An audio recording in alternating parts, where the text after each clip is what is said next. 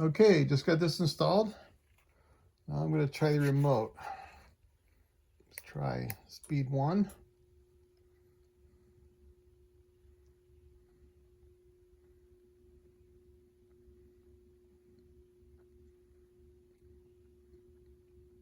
Can barely feel anything.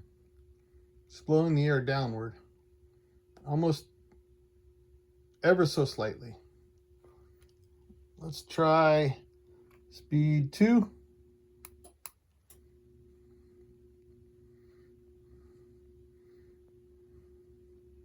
Now I'm getting a lot more air. A lot more air. That's nice.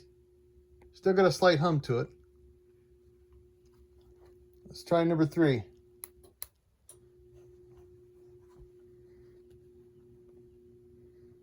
Now I got lots of air blowing downward. Still got a hum to it though. All right, let's try the light now. Light on, light off. Either button, light on, light off, light on, light off. And I have this on a light switch. So if I leave the light on, and then I turn the light switch on, off, I mean, as I'm leaving the room, of course it shuts down. But then when I turn the light back on,